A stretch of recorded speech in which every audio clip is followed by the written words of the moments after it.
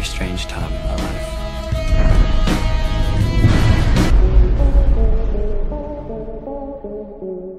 Edward Norton vive una vida más o menos ordenada. Tiene un trabajo que no le gusta demasiado, pero que le permite vivir relativamente bien. En algún momento, no sabemos muy bien por qué, empieza a sufrir insomnio.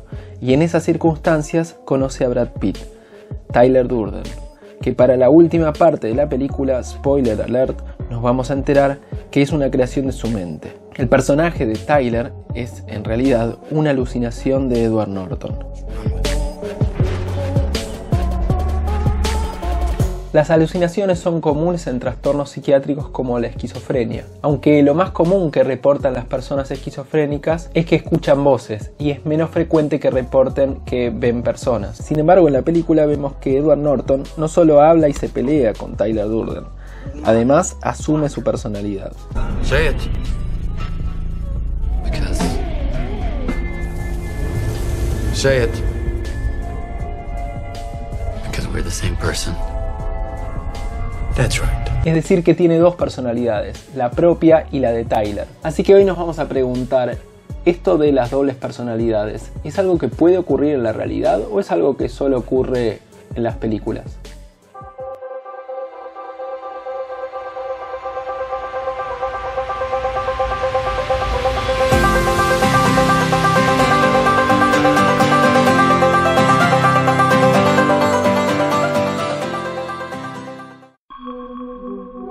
En el año 1992, un grupo de periodistas fue invitado a presenciar la ejecución de Robert Alton Harris, un criminal que había sido condenado a muerte por el homicidio de dos adolescentes. El proceso, que debía durar algunos minutos, terminó durando toda la noche, porque la ejecución fue pospuesta varias veces durante esa noche, de modo que el señor Harris ingresó y salió varias veces de la cámara de gas hasta que finalmente fue ejecutado. Estos testigos de la ejecución fueron evaluados unos días después por investigadores de la Universidad de Stanford. Casi un 60% de los periodistas reportaron haber tenido lo que los psicólogos llaman síntomas disociativos. Los síntomas disociativos son experiencias en las cuales sensaciones y percepciones que deberían estar asociadas se presentan separadas, disociadas. Por ejemplo, la sensación de estar viviendo la vida del otro, no reconocer el propio cuerpo, tener la sensación de que los objetos de una habitación no son reales, sentir que la emoción que se está experimentando es la de otra persona, o, a pesar de estar despierto, sentirse como dentro de un sueño.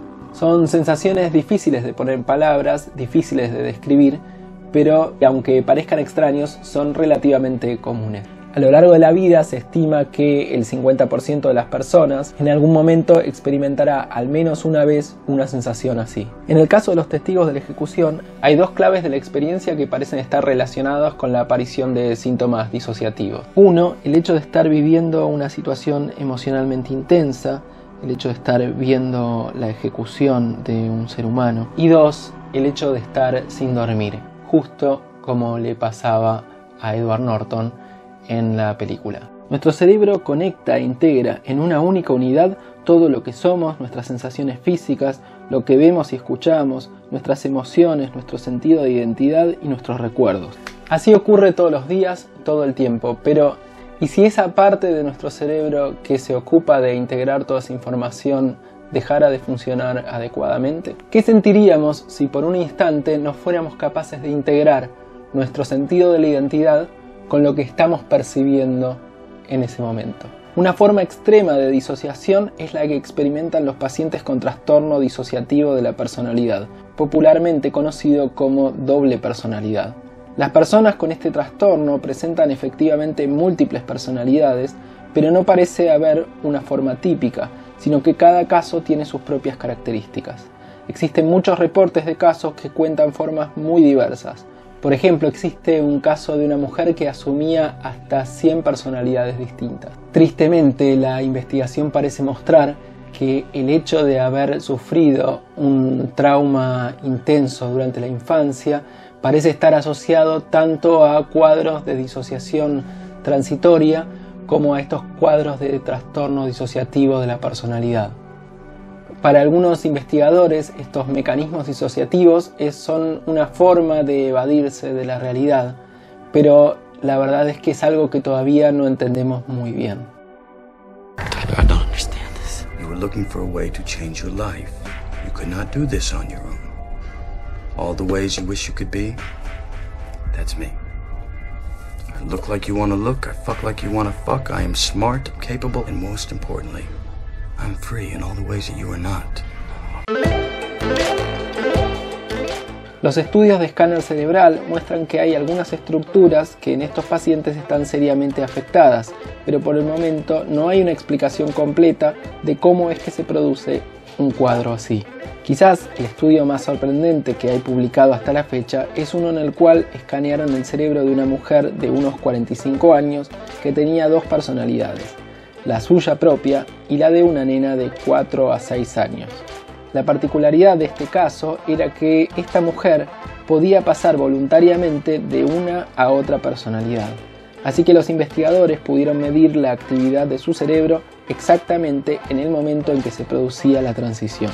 Observaron un cambio en el patrón de activación de la corteza motora, o sea, la parte del cerebro que hace que se muevan los músculos, y atribuyeron esta observación a cambios en la expresión facial y corporal, porque es muy común que los pacientes con doble personalidad, cuando cambian de una personalidad a la otra, cambian muchas cosas en relación a las expresiones faciales, a la postura del cuerpo, e incluso hay reportes de personas diestras que cuando cambian de personalidad pasan a ser zurdos. Pero además detectaron la activación del circuito de la recompensa, que es el que se activa cuando sentimos una gratificación, pero también cuando sentimos alivio después de sentirnos muy mal. Finalmente observaron un cambio en la corteza prefrontal, lo cual hizo a los autores preguntarse si no tenía que ver con el hecho de estar atendiendo a dos tareas al mismo tiempo. Una clave para la trama de la película es el hecho de que Edward Norton no tiene recuerdos ni conocimientos sobre lo que Tyler hace.